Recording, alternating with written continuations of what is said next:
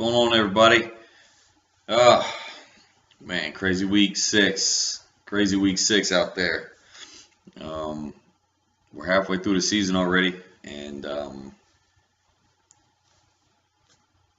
the world of college football as we know it, it's going to be one of those years apparently because teams are winning. They're winning, but they're not winning when they're supposed to be winning, and teams that aren't that good are beating teams that are good. And once again, the injury bug and the disciplinary bug are starting to set in at some big schools. We'll talk a little bit about that as we go along, but let's just get right into week 6. Had some good ones. My first prediction of the week started off last Thursday, USC Washington. Whatever, what do I know? Apparently, what do I know? USC got beat. Washington always seems to give them a trouble.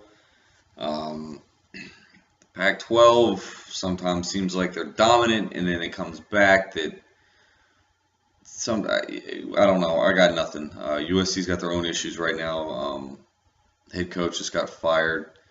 They got some problems there. So who knows? Who knows? But Washington with a big upset over USC. USC actually fell out of the top 25. LSU, South Carolina. Now,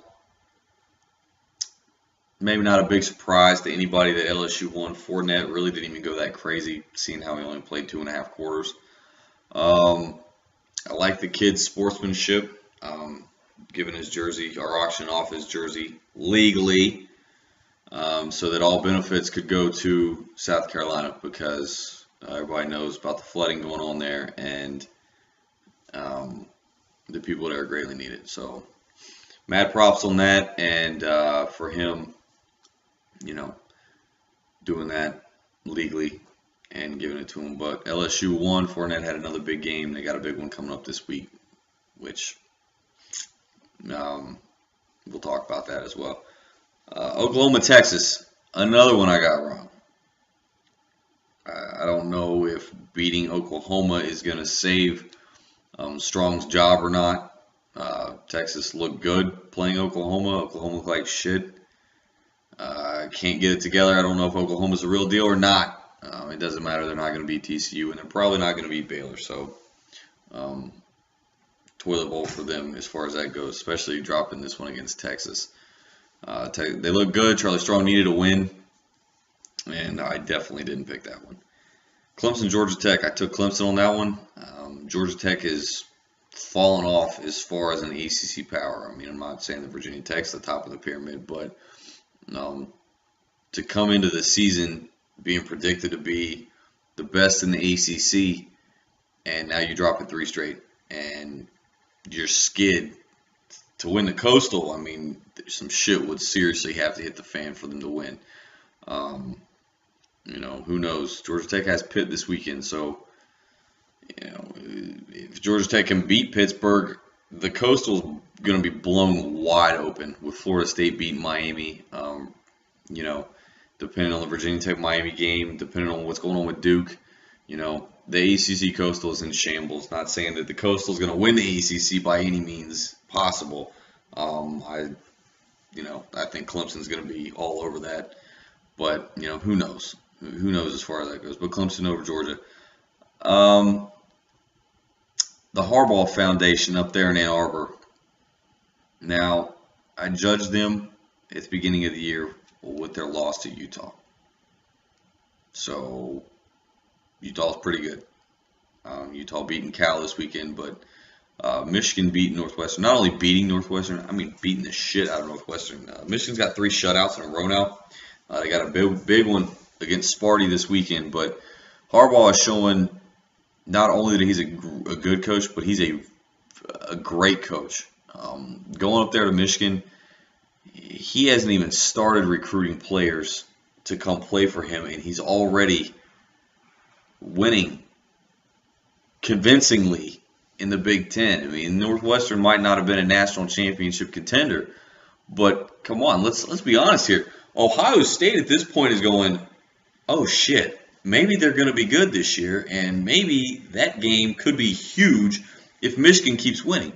If they beat Michigan State this weekend convincingly, Michigan will probably be in the top 7, maybe the top 5, depending on if they can pull it off or not. Michigan State has some questions. We'll talk about that when we get into this week's picks, but Michigan looks really good. So that's a big win for the Big Blue and Harbaugh, and Michigan over Northwestern. Called that one as well. Bama, Arkansas. I knew Arkansas wasn't going to get that one. Bama won it.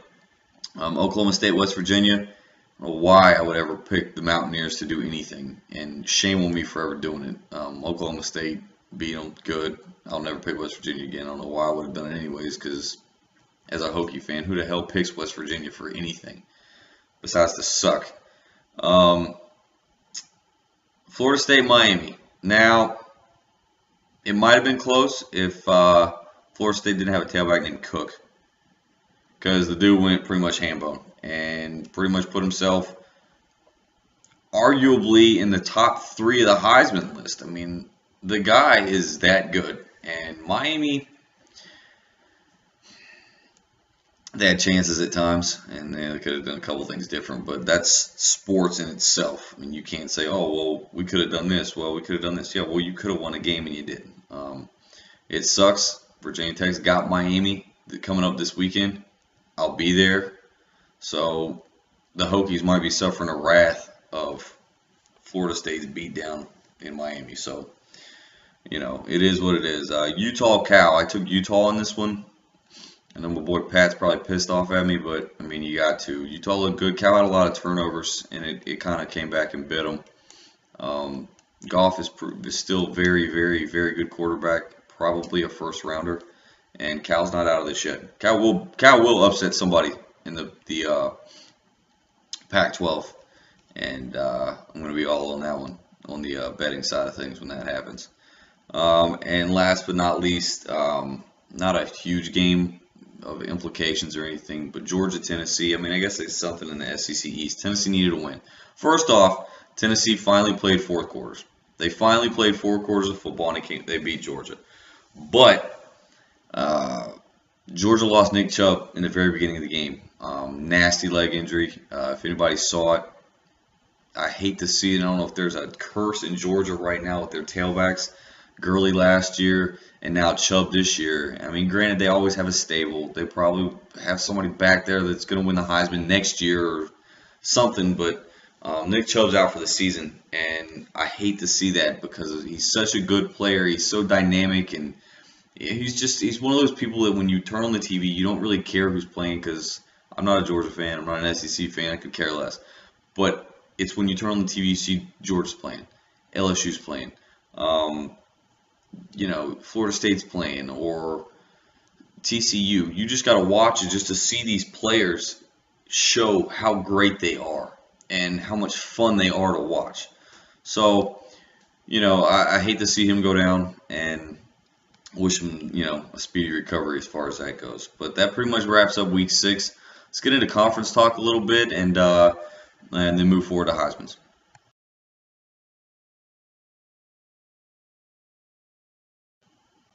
All right. As far as conferences go,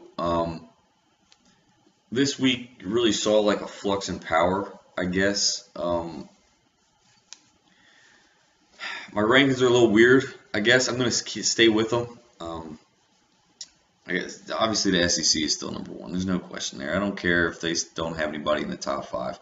It is what it is. And we've seen year in and year out where people say, well, the SEC is this, well, the SEC is that. It's still the SEC. The amount of competition that they play week in and week out, there's no denying that. Okay. The East, obviously, South Carolina, Vandy, Tennessee's not in the top 25. Georgia with Nick Chubb going down is a huge question mark. Florida is good, but now they've lost their quarterback for the whole year, which kudos for Florida for stepping up and not throwing some bullshit and trying to keep them in a game. Actually standing up, taking disciplinary actions, and suspending a player like that, knowing that damn well that could be your season, unless they've got some sneaker in the woods that they might have to have this all-star or whatever come in. Very rarely do you see teams do that, uphold suspensions and do things, especially when it's a big player like that, especially in the SEC. We've seen it year in the past years where, big name players have question marks and things like that happen, and players don't get suspended. Um, the Cam Newton deal, and we all know about that, and it's coincidental that I say that because I watched. If anybody caught the new 30 for 30 Trojan War, learn about Reggie Bush and his parents living in houses in San Diego and this, that, and the other. Does that shit sound familiar to anybody? And USC got slammed, and Reggie gave up his Heisman and this, that, and the other, and Cam Newton didn't know that his dad got all that money, and it's okay? Come on, man. That's some bullshit, but, we're not talking about that. Nevertheless, the ACC's at the SEC is at the top of the power as far as the conference goes. Alabama is still one of the best teams in the country. LSU probably has the best tailback that we've seen in the past 20 years. A&M still high flying. And Ole Miss is still good, and Florida's still a good team. So, that's where that is, and there's really no arguing that. Number two. I don't want to say it, but I want to say the Pac-12. I mean, granted, they don't have as many people in the top 25. In fact, they only have 4, I think, somewhere in there. I mean, the ACC has 4 finally, but USC, I'm not real sure if they were just looking ahead because they've got a big game this week, and that's why they lost to Washington, because it always seems to happen right before a big game. Oregon's not there this year. But you got UCLA, they're still not a slouch team. Stanford is still not a slouch team. California's not a slouch team. Arizona's not a bad team. This is far, maybe not in the top 25, but as an all-around conference, I still think the Pac-12 is number 2. And, it could be up to debate. But for the most part, I still think that that's where they are. Number 3, I'm going to put the Big 12, just because the Big 10 has 5 in the top 25 right now. I don't think Northwestern is all that great, so that's why I put the Big 12 up there. Granted, Baylor and TCU are legit. Baylor's defense is a little bit better, but it's going to be interesting to see those high-flying teams when they have to face size and speed. And they really haven't done that yet. I mean, you got Oklahoma, who, if they hadn't got beat by Texas, everybody would still be singing their praises. I would be. But, it is what it is. And I still think the Big 12 I'll say they're tied. I'll say they're tied with the Big 10 for Thursday. And I'll go with the Big 10 after that. They got 5 in the top 5. Michigan's really making a statement right now, and I think I'm not going to go so far as to say they're better than Ohio State. Northwestern, I don't think is all that good. I think that they just had they play well at the beginning of the season sometimes. I think they're going to fall out of the top 25 before this is all said and done. Iowa's playing really good ball. As a matter of fact, there's your heads up for this upcoming week as those two. But Ohio State's still number 1. I think Michigan is probably the second best team in the Big Ten right now. Michigan State seems to sputter and get caught up every now and then. Michigan is running through people, and I am excited to watch Michigan State and Michigan this weekend. But last but not least, you got to put the ACC at the bottom of the list, as always, as much as I hate to do it. Actually have 4 in the top 25 this week. Duke slid in there. We'll see how long that lasts. Hopefully Virginia Tech can, dethrone them there. And, Clemson looked good against Georgia Tech. Florida State, with Cook back there, just looks like a damn beast. So I still think Clemson's going to win the conference. I think that the Clemson-Florida State game isn't going to be in FSU's favor this year. As long as they can contain, as long as they can contain Cook, then I think Florida State will be just fine. I'm going to go ahead and, since we're halfway through the year already, I'm going to go ahead and make my picks as far as my conference champions go.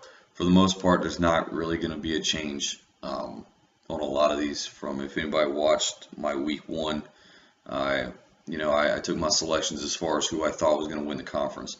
The SEC, I still think it's Alabama. You really can't go against that or Nick Saban. I mean, granted, if he doesn't win in the playoffs or win the national championship, it's sure as hell ain't gonna be Auburn to beat them this year. Ole Miss got them. They got Texas A&M this weekend. They took Georgia out with the Nick Chubb. So it's going to be interesting. It's going to be interesting, but I'm still going to stick with Bama. I got to stick with my first pick. As far as the Pac-12 goes, a little hesitant after week 1 and week 2. I'm still going to ride with Stanford. They got a big game this weekend. I think they learned from their mistakes. With Hogan back there as a senior year, I think that Stanford has a very good possibility of running without Oregon, and with them already knocking off USC. Stanford's got a real good shot at this. It winning the Pac-12, so we'll see as far as that goes. The Big 12, yeah, it's not Oklahoma. I want to say TCU. I like Trevon Boykin. I think he's one of the, probably if not the best quarterback in college football right now. So I'm going to say TCU. Big 10, I'm going to say Ohio State because I picked them to begin with. With Barrett playing, I think that they can beat Michigan. With Cardale Jones playing, I don't think they can. Michigan is creeping very hard on people right now, and they're making a statement real big in the Big Ten.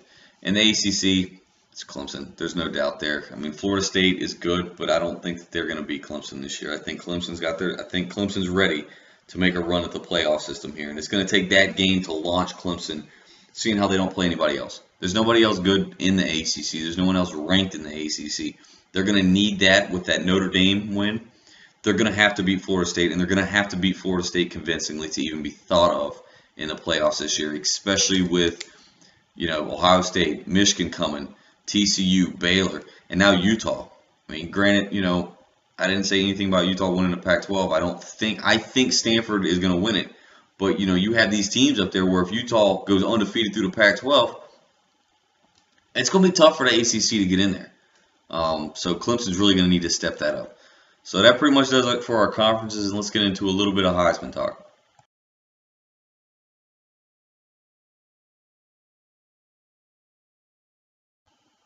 Okay, Heisman's. Well, it's the same list, obviously, except without Nick Chubb. Suffering that nasty injury. I mean, the dude's leg literally folded backwards. And like I said, I hate to see that as far as a star, an athlete, anybody, no matter who you play for. You hate to see someone that young, that much talent get injured like that. You're pulling a hammy, something like that, that's fine. But when you're talking about breaking legs, that's rough. That's a tough sell. Number 1 on my Heisman list is still going to be Fournette. I mean, granted, he only played 2.5 quarters last week. The dude, he's a team player. You always see him on the sidelines. His style points out there on the field, as well as personality, shine for him. Being a sophomore, he's got 1 more year left, but it gets to the point where you watch someone like that, just like Nick Chubb or Ezekiel, or any great player like that, or any player, but especially a great player. When you watch them and you just see them get tackled, you're just like, God, please don't get hurt. Like, the world is excited to see what you're going to do. And getting hurt is, a fear. But Fournette, he's got a big one against Florida this weekend. If he can run big on them, I'm not real sure that anybody's going to be able to touch him in that Heisman ballot. He could probably run big on Florida, drop one to Bama, and still be up there as long as he had a showing against Alabama. You have to put Fournette at the top of the list. So we'll see this weekend. Number 2, I'm going to put Ezekiel or Trevon Boykin in there. I don't know if it's just the level of competition that they're playing with, or if the kid's that good, or if the whole team is that good. Because quarterbacks make receivers look good, but receivers also make quarterbacks look good. So, there's a lot of talent on that offense, but Boykin is still extremely good. He's the best quarterback in college football right now. There's no denying that. I mean, the kid from Baylor is up there as well, but as far as like having an all-around athlete in that position on your team, you have to take Boykin, and if you don't, then you have to be half stupid. Number 3, I'm going to take Ezekiel Elliott. It seems like a hit or miss sometimes with him. I'm not really sure. He had, it's still Ezekiel Elliott. He's running off big yards, but it just seems like you don't hear as much about him. I don't watch as much Big Ten football as I just don't watch a lot of Big Ten football. I'm not a huge fan of it. But I do pay attention. And obviously, he's still one of the best tailbacks in college football. I mean, top 3, 4. So that's where that is. I'm going to say Cook from Florida State right now. I think I'm going to put him a little bit ahead of Henry from Alabama, just because of his showing against Miami, whether it was a run or little passes here and there. He really showed that he's a star and that he's going to be very good. And as long as he can stay healthy, I think it's kind of being tweaked with a hamstring issue right now. So we might see a decline in him, especially right before the Clemson game, because they're going to need him a lot. Everett Golston is kind of struggling as far as running the quarterback position. I kind of lost a lot of faith in him his last year at Notre Dame. I know his freshman year in Notre Dame, they went to the national championship. And the kids from Myrtle Beach, when I lived in South Carolina, I heard a lot about him, but I don't think he's as good as everyone put together. So, being Florida State, I figured they would have quarterbacks in the stable. They usually tend to in some way, shape, or form. And last but not least, Henry from Alabama. If he shows big this weekend against A&M, might be singing a different tune next week. So that's your conference or your Heismans. Let's get into week 7.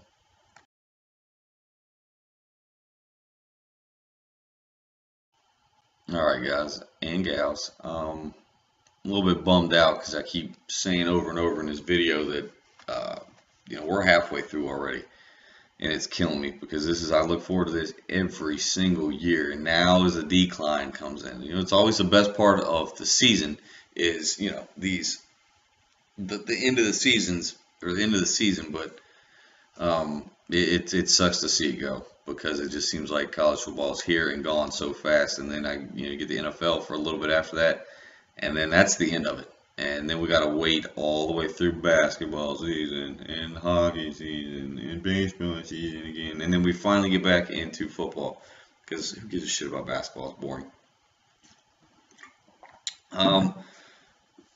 Thursday night, UCLA Stanford. This is going to put the test to Stanford. Okay, we're going to see if USC was just a wash or we're going to see if Stanford was a real deal.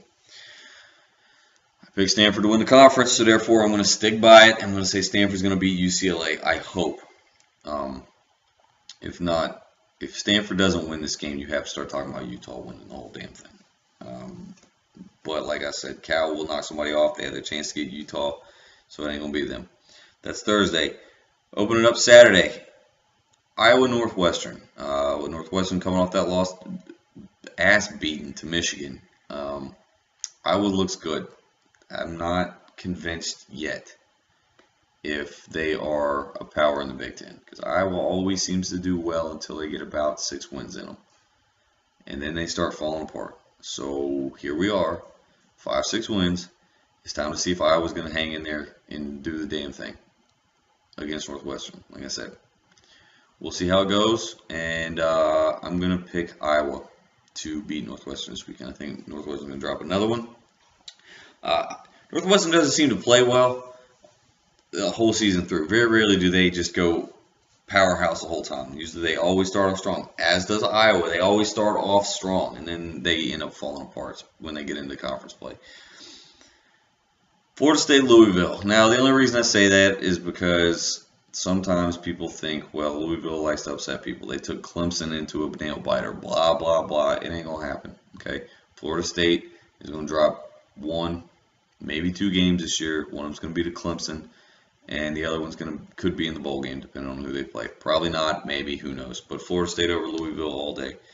Next game, Alabama A&M. Now, I know during the Manziel times that this was big because Manziel had the one game where they beat Bama, and everyone's like, oh my God, he's the greatest player ever, and it was a fluke. You know, he was throwing passes, bouncing off people, and they were running for touchdowns. Like, come on, bro. You draw that shit up in the playbook. Come on, whatever. But I'm taking Bama. You know, I got them to win the conference. I don't think they're going to drop another one this year. LSU is going to be a testy one for them, but we'll see how LSU performs against Florida this weekend. So, taking Bama over A&M. Arkansas, Kansas State. Now, Texas kind of showed how to beat Oklahoma, and Texas is not that good. They got a lot of youth, a lot of new faces, and as far as I'm concerned, the coach still doesn't have his shit together on running that team. So I'm going to take Kansas State. Kansas State played real hard against TCU. So I think that they have the ability to beat Oklahoma because I think the TCU is way better than Oklahoma. Maybe not so much on a defensive side of the ball, but their offense is just so explosive that I don't think that Oklahoma can hang with them. So Kansas State over Oklahoma. The big one that I'm excited about watching, Big Blue against Sparty, Michigan State.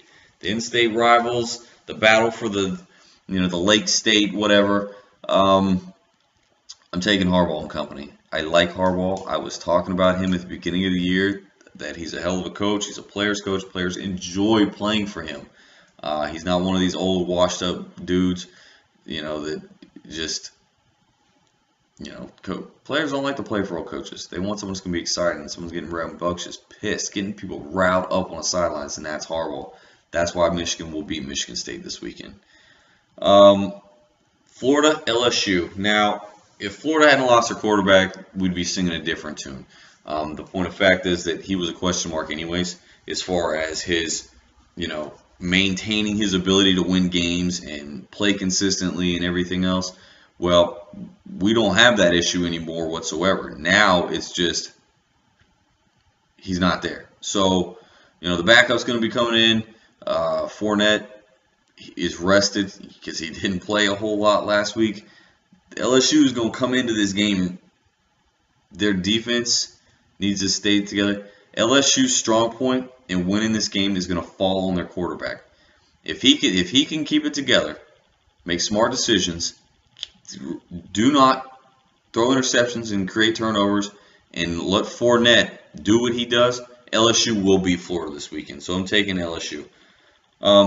Southern Cal, Notre Dame.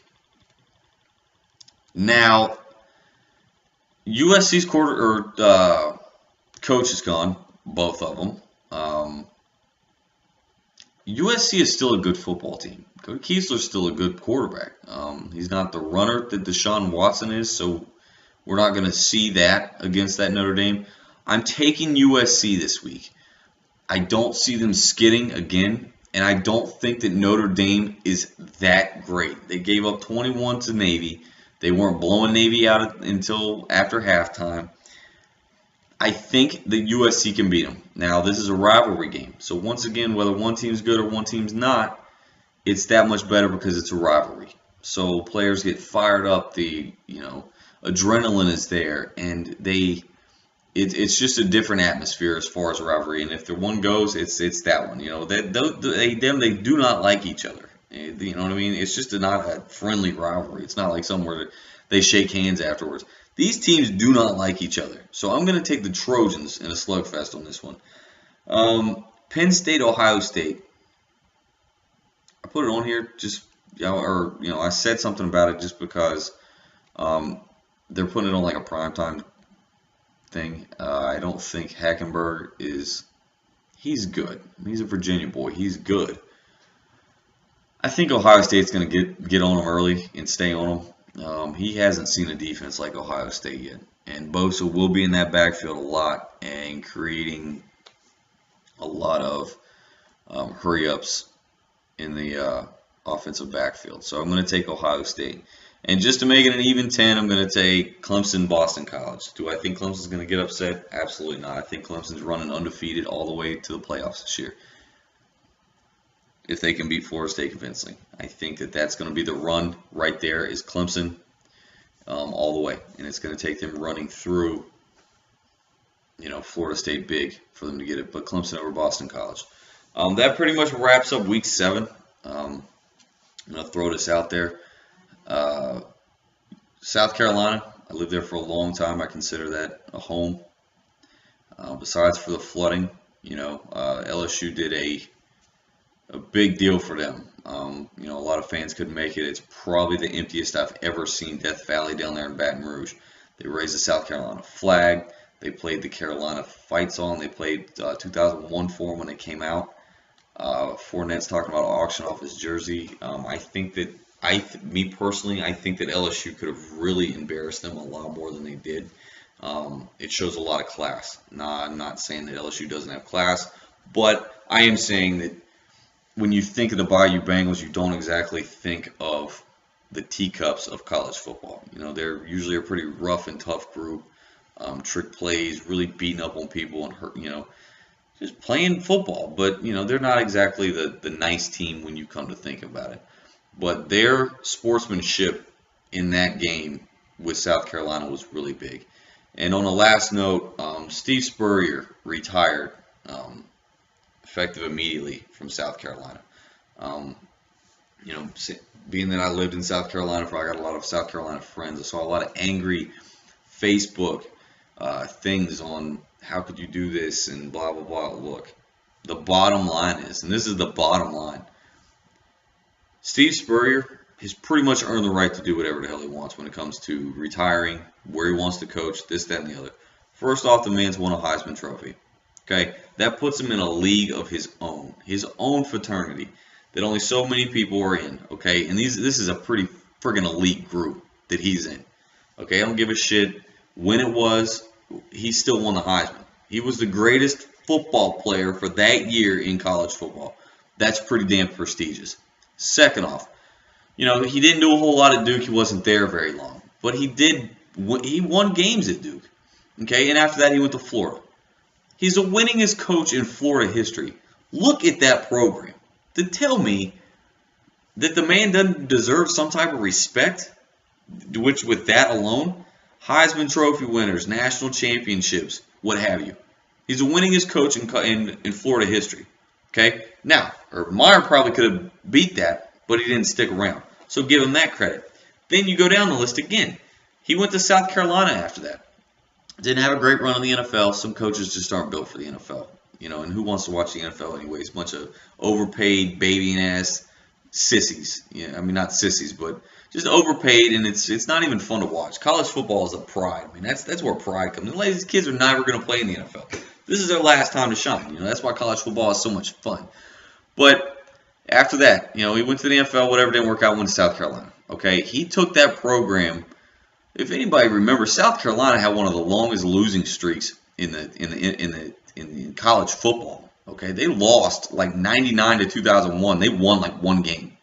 Okay, Lou Holtz, he was supposed to be this amazing coach, which whatever. He went there and couldn't do it. He couldn't do it. Spurrier gets there and just puts South Carolina on the map. I mean, South Carolina won, 6 10-win seasons? I don't give a shit if the SEC East wasn't as great as they have been. He won 10 games in the SEC back to back to back to back to back. He's also the winningest coach in South Carolina history. So the man deserves some type of credit. So to all you people out there hating on Steve Spurrier, get your facts together, pull your head out of your ass, and give the man the credit where he wants it. He didn't say he was retiring. He said he was resigning. Let someone else run the show, okay? South Carolina, you got used to winning. Look, Spurrier, you're one of the greatest coaches in history, man. You're going to go down as one of the best coaches. You are going down as one of the best coaches in history, no matter what you decide to do. I hope you go coach a high school team somewhere and give kids at that level the chance to work with a great coach. Because the NFL got to see it. Whether or not you're winning, people at the NFL got to see you. Numerous times in college, people have got to see you and experience your coaching abilities. So, thank you for the memories. When I was living in South Carolina, there were some good ones. You guys putting your show out there. I remember watching you coach in Florida. Congratulations.